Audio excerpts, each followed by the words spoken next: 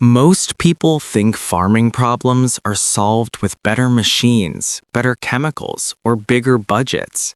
But across parts of America, something much quieter is happening. Farmers aren't adding something new, they're bringing something old back. It's a crop that once fed people, rebuilt soil, survived droughts, and carried families through hard years. Then it disappeared. Not because it stopped working, but because modern agriculture stopped valuing what it offered. And now, without much noise, it's fixing problems that fertilizer and technology never solved. Your garden could use it too. Before we talk about what this crop is, let's talk about why it was forgotten in the first place, because that story matters. Modern agriculture is built around efficiency, uniformity, and speed.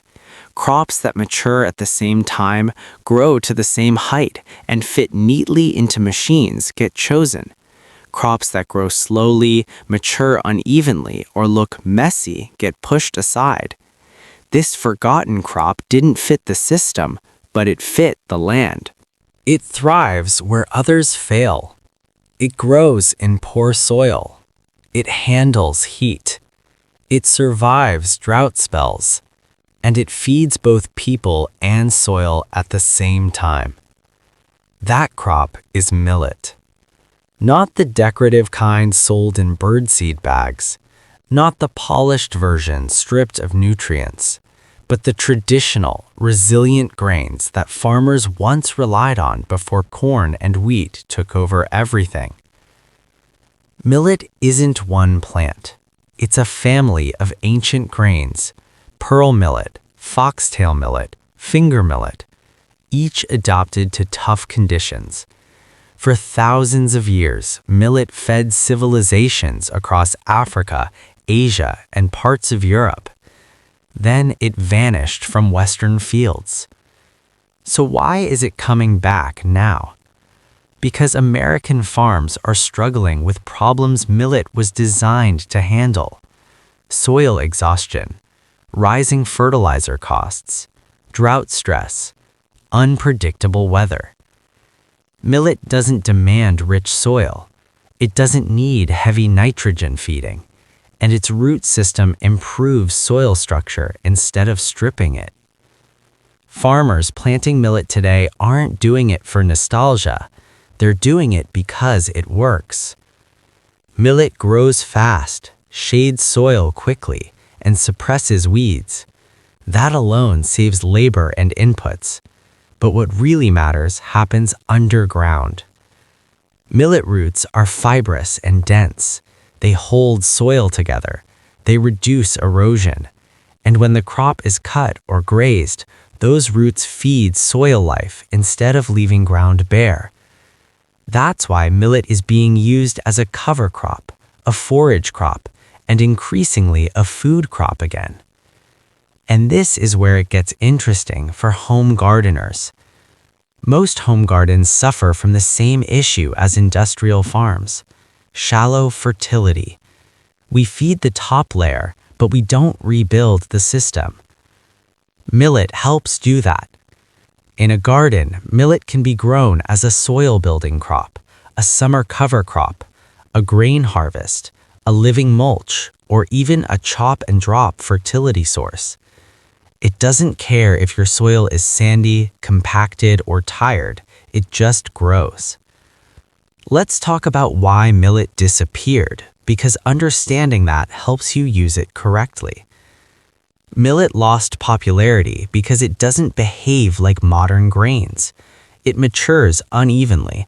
It requires more hand processing, and it doesn't fit easily into large-scale mechanized systems. Corn replaced millet not because it was better for the land, but because it was better for machines. Once millet was labeled a poor man's crop or animal feed, it lost cultural value. People forgot how to cook it. Seed-saving knowledge faded, and gardens followed trends instead of resilience. Now those same trends are failing. That's why millet is returning quietly, without hype. So how do you actually grow it?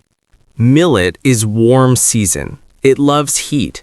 You plant it after frost when soil has warmed. It doesn't need perfect spacing. Broadcast it, rake it in lightly, and water once to establish. From there, it mostly takes care of itself. It grows fast, often knee to chest high. It shades soil. It crowds weeds. If your goal is soil improvement, you don't even need to harvest grain. You can cut it before seed heads fully mature and lay it right back onto the soil. If your goal is food, let it mature fully. Harvest when seed heads are dry. Thresh by hand. Winnow in a light breeze. Simple, old-school methods still work. Millet grain is gluten-free, nutrient-dense, and incredibly versatile. It cooks like rice, grinds into flour, or ferments easily. But even if you never eat it, millet earns its place in your garden. Here's why gardeners are starting to notice results. Soil becomes looser. Water infiltration improves. Beds dry out slower in heat. Weeds become easier to manage the following season. Millet doesn't give instant results like chemical fertilizer. It gives lasting results. That's the trade-off most people forgot how to make. Now let's talk about mistakes, because this is where people give up too early. Mistake 1. Expecting millet to act like lettuce or tomatoes. It's a system crop. It works over time, not overnight. Mistake 2. Planting it too densely when growing for grain. Dense planting is great for soil coverage, but grain production improves with some space. Mistake 3. Ignoring timing. Plant too early in cold soil and it stalls. Plant too late and seed heads don't mature before weather shifts. Mistake 4. Not knowing why you're growing it. Decide first, soil, food, or both. That choice changes how you manage it. Now here's the part most people don't talk about.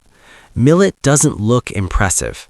No giant fruits, no colorful harvest baskets, no dramatic before and after shots. But the results show up later in the crops you plant after it. Tomatoes root deeper. Peppers handle heat better. Greens stay productive longer. Millet sets the stage. That's why farmers say it fixes fields, not by force, but by preparation. And that's exactly what gardens need. If you're dealing with tired soil, rising input costs, or unpredictable weather, millet isn't a trend. It's a return to common sense. It's not flashy, it's not fast, but it works. And that's why it's coming back, quietly. If you're thinking about trying it, start small. One bed, one patch, one season. Watch what happens after, and then decide if this forgotten crop deserves a permanent place in your garden.